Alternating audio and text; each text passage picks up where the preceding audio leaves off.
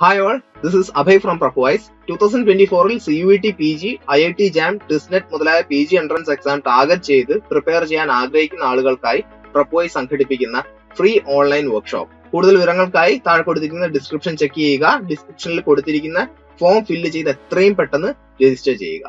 Okay, പിന്നെയും statement നമുക്ക് നോക്കി നോക്കാം. Given below are to statement. One is labelled as assertion and the other is labelled as reason.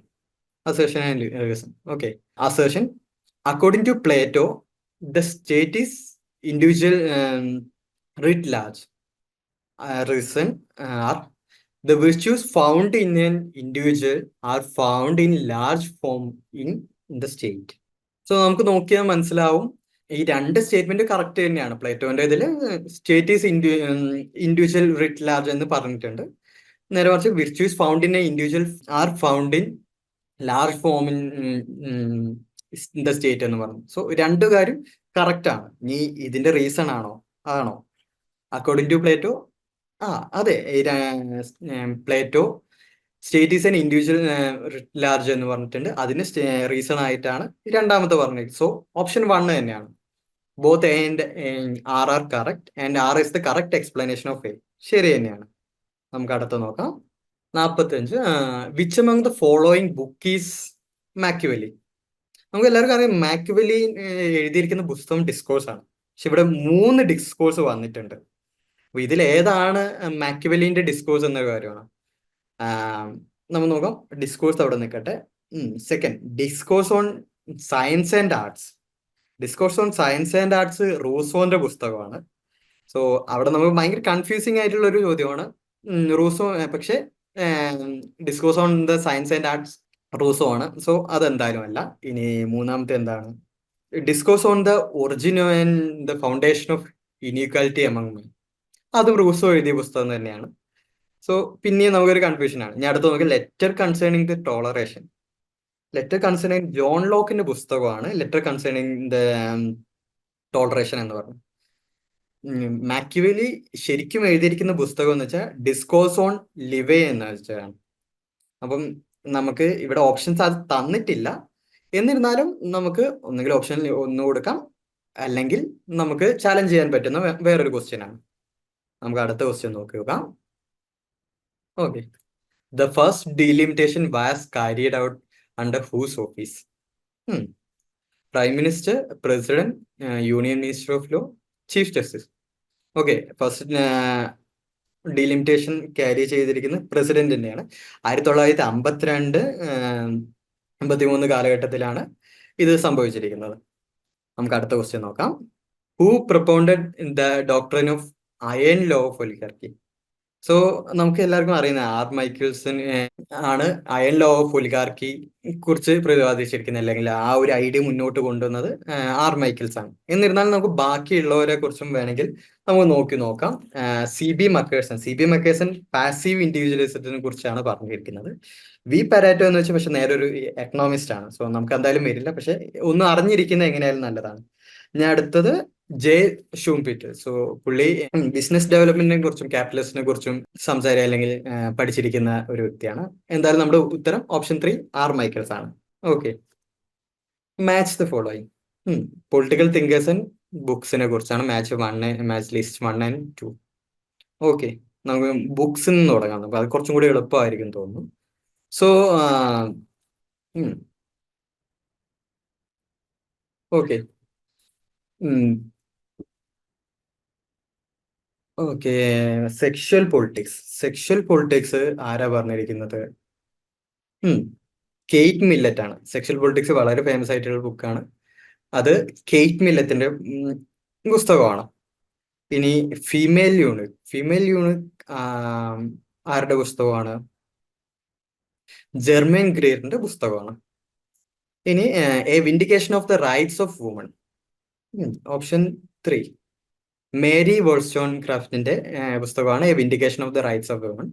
And gender trouble okay, Judith ബട്ട്ലറിന്റെ പുസ്തകം തന്നെയാണ്. So option 3 ആണ് നമ്മുടെ ആൻസർ. ഇവിടെ നമ്മൾ പുസ്തകം വായിച്ച് നമുക്ക് വായിക്കുന്നവർക്കാണ് കുറച്ചും കൂടി എളുപ്പമായിരിക്കും. എന്നിരുന്നാലും ഇവരൊക്കെ ഒന്ന് അറിഞ്ഞിരിക്കുന്ന ജെൻഡർ റിലേറ്റഡ് ആയിരിക്കുന്നു. ആ ജെൻഡർ പൊളിറ്റിക്സിനെ കുറിച്ച് നമ്മൾ വായിക്കുന്ന സമയം നമുക്ക് അറിഞ്ഞിരിക്കേണ്ട ഒരു കാര്യം തന്നെയാണ്. ഇനി അടുത്ത ക്വസ്റ്റ്യൻ നോക്കാം. Which among the following did Dr. Ambedkar identified as critics of social reform in India? Radicals and anarchists, anarchists and socialists, political reformers and socialists, political reformers and anarchists.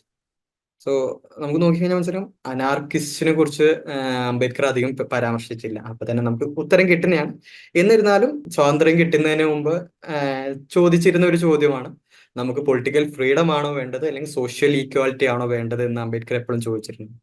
അപ്പം സോഷ്യലിസ്റ്റുകൾ ഇവിടെ എക്കണോമിക് ഫ്രീഡം അല്ലെങ്കിൽ എല്ലാവരും തുല്യമാണെന്ന് പറയുന്നത്, political reformers വേറൊരു രീതിയിൽ പറയുന്നു. അപ്പം പക്ഷേ അത് സോഷ്യൽ റിഫോം, അംബേദ്കർ കണ്ടിരുന്ന സോഷ്യൽ റിഫോമിനെ ചലഞ്ച് ചെയ്തിരുന്ന ഒരു കാര്യമായിരുന്നു.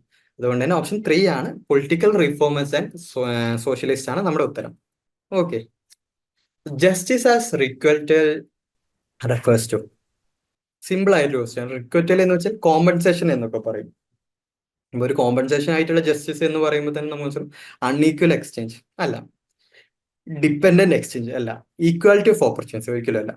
ഓപ്ഷൻ 4 ആണ്, ഫെയർ എക്സ്ചേഞ്ച് ആണ് ജസ്റ്റിസ് ആസ് ഈക്വാലിറ്റി എന്ന് വെച്ചാൽ. നമുക്ക് അടുത്ത ക്വസ്റ്റ്യൻ നോക്കാം. Okay, who among the following scholars presented hobs state of nature as A society of self interested competitive individualism? So ഞാൻ നേരത്തെ പറഞ്ഞ പോയ ഒരു പോയിന്റിൽ ഇത് ഉണ്ടായിരുന്നു. CB മക്കേഴ്സൺ ആണ് നമ്മുടെ പാസീവ് ഇൻഡിവിജ്വൽസിനെ കുറിച്ച് പരാമർശിക്കുന്നതിന്. സോ ആൻസർ എന്ന് വെച്ചാൽ CB മക്കേഴ്സൺ തന്നെയാണ്. നമുക്ക് അധികം സമയം കളയുന്നില്ല, എന്നിരുന്നാലും നമുക്ക് ബാക്കിയുള്ള തിങ്കേഴ്സിനെ കുറിച്ച് ഒന്ന് നോക്കാം. കോണ്ടിൻസ്കിന്, his an historical in the historical context of, പുള്ളി ഹോബ്സിന്റെ ഒരു ഹിസ്റ്റോറിക്കൽ കോണ്ടെക്സ്റ്റിനെ കുറിച്ചാണ് അനലൈസ് ചെയ്തിരിക്കുന്നത്. Contemporary debates about language and പൊളിറ്റിക്സിനെ കുറിച്ചും പുള്ളി എന്റെ പഠനത്തിലുണ്ടായിരുന്നു. ഇനി ചാൾസ് ടൈലർ എന്ന് വെച്ചാൽ Hobbes concept of selfhood and its relation on modern notions of individualism ആണ്. അപ്പൊ ചാൾസ് ടൈലറും ഇൻഡിവിജ്വലിനെ കുറിച്ച് പറഞ്ഞിട്ടുണ്ട്, പക്ഷെ ഒരു കോമ്പറ്റേറ്റീവ് ആസ്പെക്റ്റിനെ കുറിച്ച് പറയുന്നത് CB മക്കേഴ്സൺ ആണ്.